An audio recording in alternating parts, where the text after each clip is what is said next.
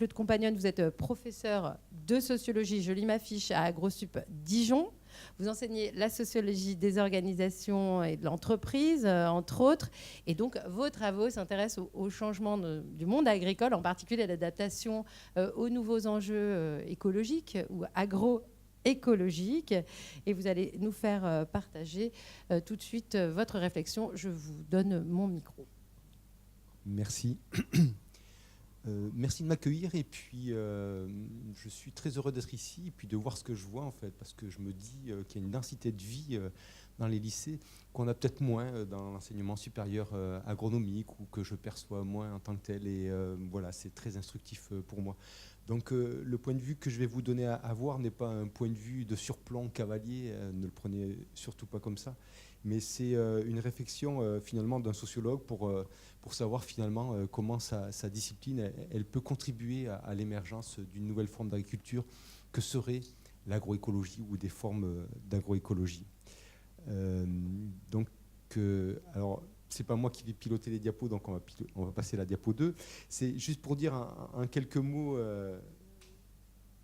la diapo 2, s'il vous plaît. Ah, bon, je vous en prie. Bref, je peux continuer quand même. C'est la sociologie, si on peut la situer en quelques mots, hein, c'est bien une discipline qui s'intéresse aux relations entre les individus, à des formes de règles ou d'habitudes qui sont instaurées, mais c'est aussi une discipline qui s'intéresse aux différents, aux conflits, aux rapports de force, et qui donne à voir ces conflits différents et rapports de force.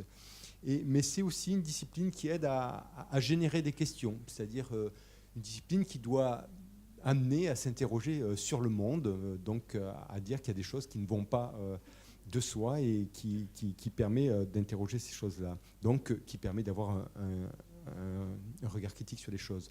Alors, il y a un omis, alors c'est pas une omission, mais un omis, ce que j'appelle un objet mal identifié, qui est l'agroécologie. Et cet omis, il interroge la discipline.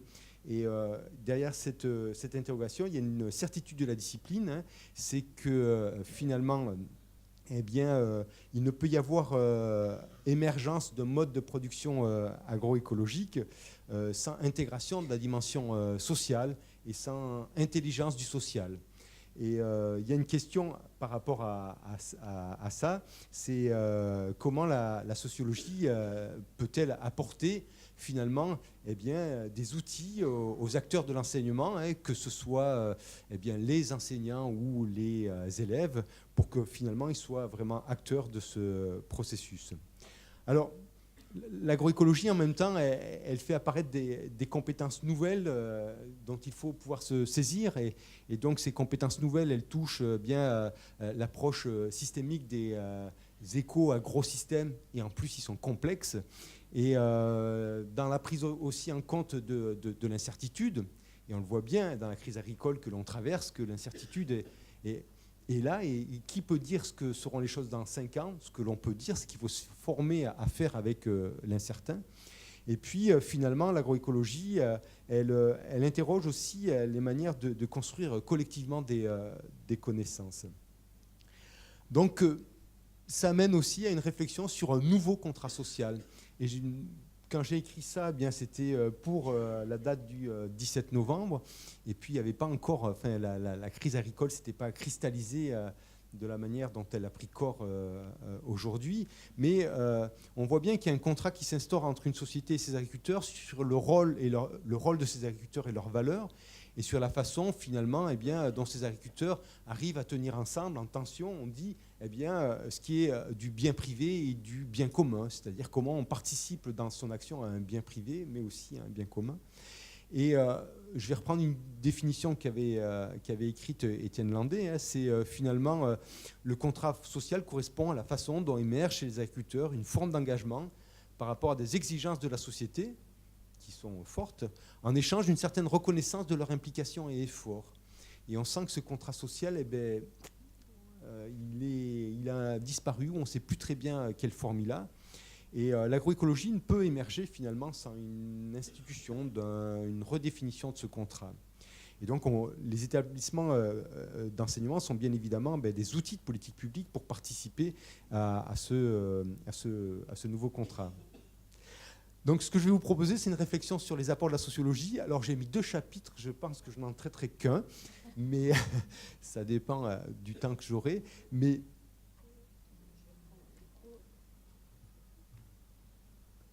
on peut également vous poser des questions si vous avez des questions dans la salle. Je sais que le temps presse, mais j'avais dit que c'était interactif. S'il y a quelques interrogations, vous levez la main comme en classe et on vous donne la parole. Donc ce dont je vais essentiellement traiter, c'est la compréhension des dynamiques sociales. C'est-à-dire sur comment se fait-il bien que les choses changent et comment ces choses changent-elles. Et donc, ce qu'on peut voir, c'est qu'avec la promotion de l'agroécologie, il y a des prises de position qui sont apparues, autant dans l'espace social externe aux établissements qu'au sein des établissements. Tous les enseignants n'étant pas, ou tous les formateurs ne se saisissant pas de cet objet de la même façon. Et donc, ce qu'il est intéressant pour la sociologie d'apporter, c'est un regard sur cette question en fait, des controverses et des négociations.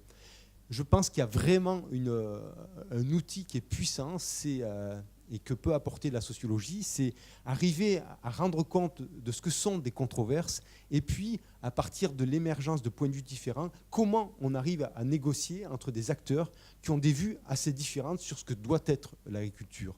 Et donc ça amène à générer toute une série de questions auxquelles la sociologie est capable de répondre. C'est-à-dire comment des acteurs peuvent être en position de tenir des points de vue différents les uns face aux autres. C'est une vraie question, ça. Et comment on les constitue, ces acteurs? Comment est constitué leur collectif? Avec quelles idées? En défendant quel bien commun? En s'appuyant sur quelle légitimité? Quel pouvoir? Comment sont-ils porte-parole d'un collectif plus large? Et ça, ce sont typiquement des questions que ce coltine, j'allais dire, que porte la sociologie pour comprendre justement comment ces différents points de vue peuvent tenir. Et puis, si on parle de négociation, l'issue d'une négociation, ça doit être de pouvoir générer des compromis. Et la sociologie s'intéresse finalement à comment des compromis entre acteurs, porteurs de points de vue différents, peuvent être élaborés par la négociation. Et quand il y a compromis, c'est qu'il y a des points de vue qui ont été affirmés, qu'il y a des prétentions initiales qui ont été affirmées. Et s'il y a compromis, c'est qu'à partir de ces prétentions initiales, il y a un déplacement que fait chacun des acteurs pour arriver à définir une situation qui soit commune. Donc comment élargissent-ils le problème, les acteurs qui sont confrontés à la formulation de compromis? Quel renoncement font-ils de leurs prétentions initiales? Et finalement, en bout de course, quelle solution plus robuste apparaît parce que des points de vue différents ont été confrontés, se sont confrontés pour arriver finalement à formuler quelque chose qui tient mieux. Et on peut s'interroger là-dessus sur les formes de négociation. Elles sont-elles coopératives ou conflictuelles, sur leur forme, leur modalité. Donc ça amène à s'interroger autour de cette question de la négociation, c'est comment finalement négocie-t-on? Alors, je peux vous poser une petite question à propos de sociologie et d'agro-agriculture. Il y a un ancien président de la République récemment qui a pris la parole dans une conférence de presse, je crois, pour dire que c'était, je mets les guillemets, un truc de bobo. Et là, on a une parole qui s'inspire on va dire, de concepts sociologiques qui sont relativement flous, je vous l'accorde, mais qui mettent en regard un monde agricole qui serait, lui, pas en évolution, en tout cas plus vers l'agriculture productiviste, et des bobos qui auraient une vision totalement décalée.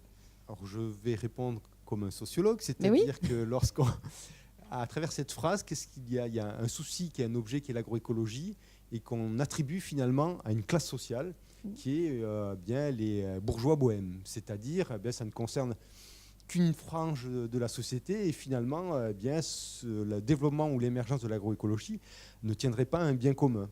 Et voilà, c'est une forme de disqualification d'un mode de production. Et cette disqualification, elle contente aussi un certain nombre d'agriculteurs. Par ailleurs, il faut bien le dire, c'est-à-dire qu'un certain nombre d'agriculteurs ne tiennent pas forcément à ce qui est développement de l'agroécologie, comme on le voit dans toutes les séries d'enquêtes que l'on peut faire auprès des agriculteurs. Et pourtant, il y a des changements de pratiques. Et finalement, la sociologie, elle va apporter un certain nombre de réponses aussi sur ces dynamiques de pratiques. c'est pour savoir comment les changements peuvent se faire. Sont-ils radicaux ou incrémentaux? C'est-à-dire, est-ce que le changement, c'est je suis en agriculture raisonnée conventionnelle et puis je bascule en biodynamie? Entre parenthèses, c'est ce qu'on observe dans des domaines viticoles en Bourgogne, c'est-à-dire ces basculements radicaux. De quel type de ressources les agriculteurs ont-ils besoin pour changer?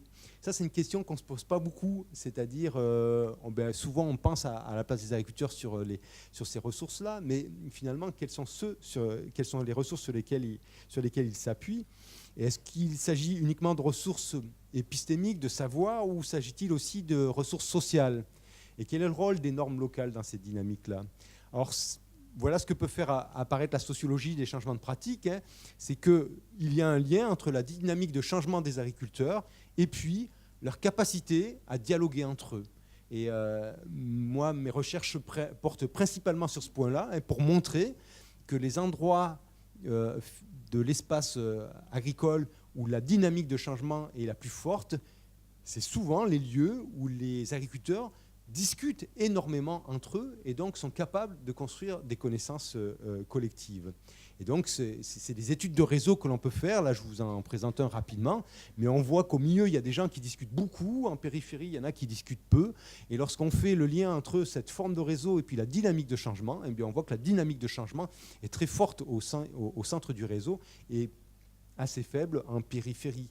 Et c'est pour montrer ce lien entre dynamique de changement et puis les dialogues entre les agriculteurs. Parce que ces dialogues, à quoi ils servent aux agriculteurs? Bien, accéder à des connaissances qui sont distribuées. On ne peut pas avoir toute la compétence pour assumer toute une série de changements. Mais par contre, lorsqu'on discute avec d'autres, eh bien, il y a une connaissance que nous, on a et que d'autres ont. Et puis le fait de dialoguer permet finalement d'accéder à cette connaissance qui est chez les uns et chez les autres. Et puis ça permet de se tenir informé des essais ou des ajustements des uns et des autres, ou de voir simplement que la norme locale, c'est-à-dire ce qui se fait ici, ce qu'il est normal de faire, n'est plus tout à fait normal parce que d'autres font autrement. Et c'est ce que l'on peut voir par exemple autour de la pratique du non-labour qui amène un basculement de la norme qui était, on a toujours labouré ici, puis on se met à ne plus labourer. Et donc la question qui se pose, c'est comment favoriser la constitution de ces collectifs. Et ce que fait apparaître encore la sociologie, c'est que l'efficacité technique, économique ou environnementale, elle doit toujours être mise en perspective avec une efficacité sociale. Les agriculteurs refuseront de changer parce que le coût social est trop important. Lorsqu'on est lié d'un réseau à d'autres personnes avec qui, finalement, on vit continuellement, on préfère être moins efficace d'un point de vue technique et économique plutôt que perdre des liens sociaux parce qu'on se mettrait à faire différemment des gens avec qui on est lié. Et donc, mettre en œuvre des pratiques différentes, c'est prendre le risque d'être considéré différemment. Et certains, au contraire, vont chercher à être différents en jouant cette position de pionnier, finalement, dans les échanges entre les agriculteurs. Et que fait encore apparaître cette sociologie? C'est que les changements au sein d'un même collectif de travail peuvent tenir de liens affectifs aussi au sein de l'exploitation, de trajectoires de vie. Et cette dimension affective, et j'aime bien ce qui a été montré précédemment, parce que c'est plein de vie, d'affection, d'émotions, de relations. Et en même temps, lorsqu'on étudie les changements de pratique des agriculteurs d'un point de vue assez techniciste, on oublie ces éléments-là. Et nous, dans des enquêtes, on a pu voir que des agriculteurs nous disaient moi, je voudrais faire du non-labour, ou j'ai toujours voulu faire du non-labour, et j'ai basculé, j'ai changé de pratique à partir du moment où mon père est décédé. Parce qu'à ce moment-là, j'ai pu faire autrement et ne pas le remettre en cause aussi, lui, dans sa pratique.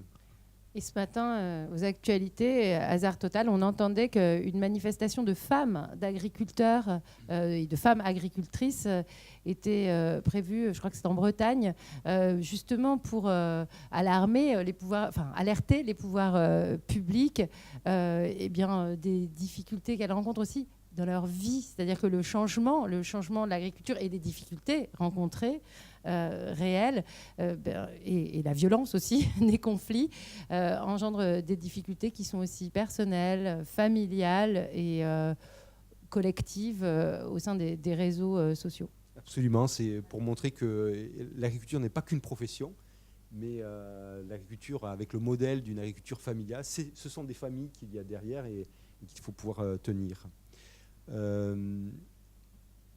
Donc il s'agit de penser le changement et de pouvoir l'enseigner, hein. C'est-à-dire que dire comment accompagner le changement, eh bien, c'est dire aussi comment il se passe ce changement pour pouvoir faire des outils, hein, pour finalement eh bien, permettre à des agriculteurs qui voudraient s'engager dans ces changements-là de pouvoir s'y engager. Alors, que fait apparaître aussi la sociologie, hein, c'est que les agriculteurs, pour garder la maîtrise de ce qu'ils font, s'engagent dans des changements incrémentaux et rarement dans des changements radicaux. C'est-à-dire que moi, je travaille avec des agronomes qui me disent, eh bien, pour que l'agroécologie émerge, c'est simple, il faut arrêter de faire ce qu'ils font, passer du raisonné, du conventionnel à de l'agroécologie. Mais pour que ça marche, eh bien, il faut mettre plusieurs techniques en route en même temps, changer d'outils, utiliser des RC-tries, changer de variété, allonger les rotations. Mais si on fait qu'un truc, ça ne va pas marcher. Et nous, sociologues, quand on enquête, que voit-on ? Eh bien, que les changements radicaux sont très rares. Parce que qui voudrait changer du jour au lendemain sa manière de faire et perdre eh bien, la maîtrise de ce qu'il fait actuellement ? Ce qui amène les sociologues à dire que lorsqu'il y a de l'innovation, il faut surtout réfléchir aussi à ce qu'il ne faut surtout pas changer pour pouvoir changer. Ce qui est en général pas conceptualisé dans le thème de l'innovation. Et donc les changements qu'on voit, ce sont des changements incrémentaux et qui amènent à voir aussi que finalement les agriculteurs, eh bien, ils ont affaire à des techniques qui peuvent être plurivoques dans leur finalité. C'est-à-dire, je vais utiliser une RC-trie parce que ça permet bien d'aplanir le sol à un moment.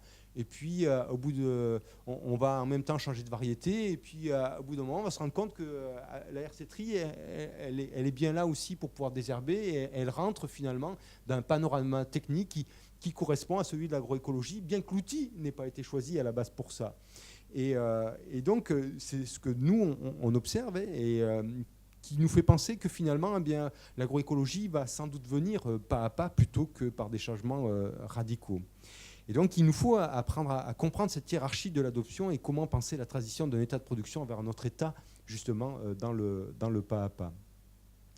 Alors, je ne sais pas combien il me reste de temps. Combien ? 2-3 minutes. Ben, je vais juste passer cette diapo et passer ensuite à la conclusion. Et la particularité de l'agroécologie, hein, c'est que toutes les connaissances ne sont pas là. Eh bien, ça demande aux agriculteurs d'inventer un certain nombre de choses pour finalement faire émerger des nouvelles façons de faire. Et j'allais dire, c'est une agroécologie incorporée dans les gens.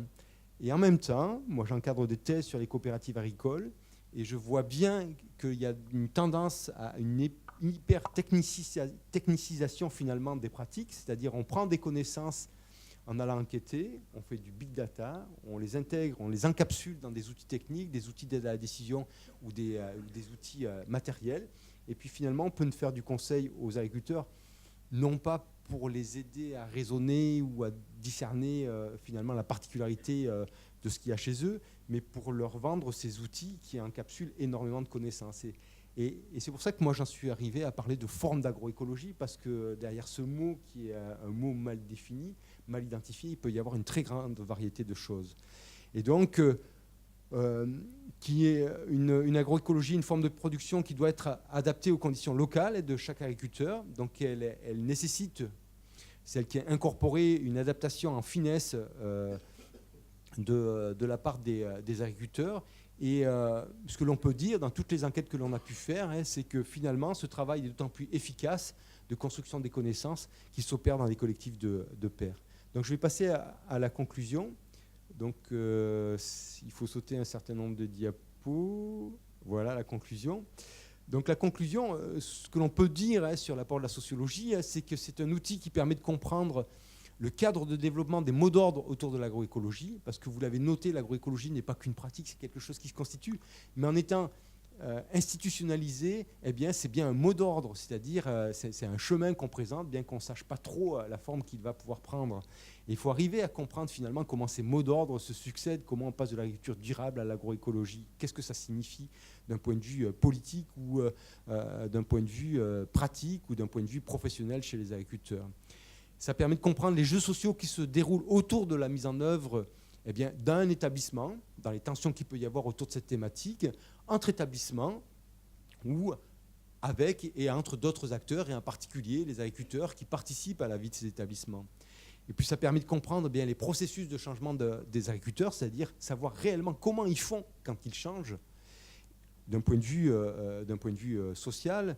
Et puis ça permet d'observer les conditions de possibilité, les conséquences de ce type de démarche, c'est-à-dire eh bien, quel genre d'accompagnement, quel genre de dispositif faut-il mettre en œuvre finalement pour que les agriculteurs soient à même de se saisir de cette nouvelle manière de produire. Comment peut-on créer des collectifs pour que ces connaissances puissent vraiment être construites et partagées entre les agriculteurs. Et donc cette compréhension, elle permet d'élaborer des modes d'intervention. Et je reviens à la question initiale du contrat social, donc comme dernière réflexion. Eh bien, on a vu que le contrat social qui a été instauré au moment de la modernisation de l'agriculture, eh bien, il est franchement ébranlé. Et cette instabilité, on la voit se cristalliser aujourd'hui, mais ça fait un certain nombre d'années qu'elle est là, cette instabilité. Et on peut dire que c'est un contrat qui se cherche. Et en même temps, lorsqu'on formule cette question-là, derrière, il y a une autre interrogation.